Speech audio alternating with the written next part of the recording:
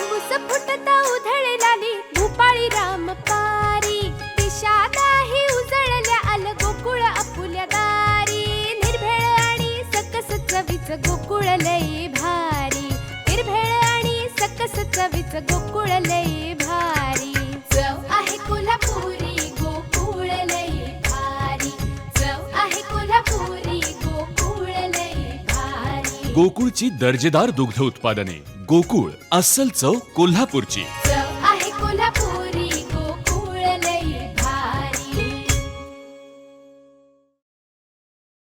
विस्तारानंतर पालकमंत्री पदाचा वाद टाळण्यासाठी स्वातंत्र्य दिनी ध्वजारोहणासाठी मंत्र्यांची यादी जाहीर करण्यात आली होती। यात सिंधुदुर्ग जिल्ह्याचं ध्वजारोहण दीपक केसरकर यांच्या हस्ते करण्यात येणार असल्याचं समोर येत होतं। याबाबत मंत्री केसरकर काय म्हणालेत पाहूयात। सिंधुदुर्गाचं ध्वजारोहण तुमच्या हस्ते होणार अशी एक यादी समोर येते। पालकमंत्री विस्तार पण म्हणजे मंत्रिमंडळ विस्तारानंतर पालकमंत्री नेमले गेलेले नाहीत। भविष्यात सिंधुदुर्गाची जबाबदारी किंवा पालकत्व तुमच्याकडे येईल का? बघा, सिंधुदुर्ग जिल्ह्याचा पालकमंत्री असलो किंवा नसलो जिल्ह्यावरचं प्रेम कमी होत कुठल्याही डिपार्टमेंटला असलो तरी डोळ्यासमोर सिंधुदुर्ग जिल्हा असतो। महाराष्ट्राचं काम तर केलंच पाहिजे, पण त्याच्याचबरोबर आपल्या जिल्ह्याची प्रगतीचा थांबता कामा नये आणि म्हणून पालकमंत्री असलो नसलो तरी आज तुम्हाला मी मुलाखत देतो, 6 महिन्यानंतर परत मुलाखत देईन आणि त्याला तुम्हाला सिंधुदुर्ग जिल्हा बदलले का बदलले मला बदलले तर मला माहिती नाही।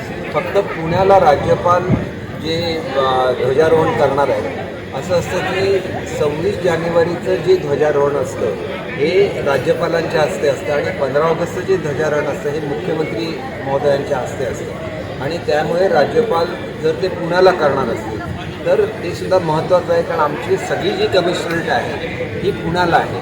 म्हणजे जे महत्त्व मुंबई किंवा नागपूरला आहे तेच महत्त्व पुण्याला सुद्धा आहे आणि अनायासे जर ते पुण्याला असतील आणि त्यांच्या हस्ते जर त्या ठिकाणी ध्वजारोहण झालं तर ह्याचं सगळ्यांनीच स्वागत केलं पाहिजे। आता मी मुंबईचा पालकमंत्री आहे, पण मी कधी तिथं ध्वजारोहण करूच शकत नाही, कारण तिथं मुख्यमंत्री असतात, तिथं राज्यपाल असतात, प्रोटोकॉलप्रमाणे त्यांनी ते तिथं करायचं असतं आणि त्याच्यामुळे एक लक्षात घेतलं पाहिजे की मुंबई उपनगरचं ध्वजारोहण होतं, परंतु मुंबई शहराचं जे होतं ज्या ठिकाणी मंत्रालय आहे, ज्या ठिकाणी राज्यपाल राहतात, मुख्यमंत्री राहतात, तिथं राज्यपाल आणि मुख्यमंत्री त्यांच्याच हस्ते ते होत असतं। त्यामुळे दरवर्षी मी कोल्हापूरला करतो।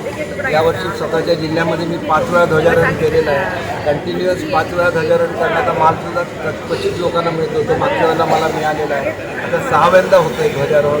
तर आपल्या जिल्ह्यातल्या सगळ्या आपल्या नागरिकांना, आपल्या बंधूंना भगिनींना भेटण्याचा आनंद जो असतो तो एक अवर्णनीय असतो। त्याच्यामुळे जी संधी मिळाली तर म्हणतो की हा एक चांगला योगायोग आहे। त्याच्यामध्ये कसलंही हे नाही, राजकारण नाही, ज्याचं हे की ध्वजारोहण केलं म्हणजे पालकमंत्री झालं पाहिजे असं बिलकुल नाही। ध्वजारोहण हे देशासाठी करायचं असतं आणि तो आपला एक अभिमानाचा क्षण असतो की ज्या दिवशी आपल्याला स्वातंत्र्य प्राप्ती झाली आणि त्या दिवशी ध्वजवंदन करायचं असतं। दुसरा कुठलाही विचार मनामध्ये नसतो। देशाप्रती असलेलं प्रेम, देशाप्रती असलेला आदर आणि ते ध्वजारोहण झाल्यानंतर ज्या स्वातंत्र्य सैनिकांमुळे आपल्यालाही स्वातंत्र्य मिळालं त्यांचे केले जाणारे सत्कार आणि त्यांना भेटणं हा एक अविस्मरणीय प्रसंग असतो प्रत्येक मंत्र्यांच्या जीवनात। मंत्री कमी आहेत आणि जिल्हे जास्त आहेत, त्याच्यामुळे हा प्रश्न उद्भवतो की कोणी कुठे जायचं। ज्यावेळेला पुरेशा प्रमाणात मंत्री होतील त्यावेळेला हा प्रश्नच उद्भवणार नाही, प्रत्येक पालकमंत्री आपापल्या जिल्ह्यात करतील। आमचे दिवसभरातले सर्व अपडेट्स, ताज्या घडामोडी आणि थेट लाईव्ह पाहण्यासाठी सबस्क्राईब करा, लाईक करा कोकणचं नंबर 1 महा चॅनल कोकण 7 लाईव्हचं YouTube चॅनल।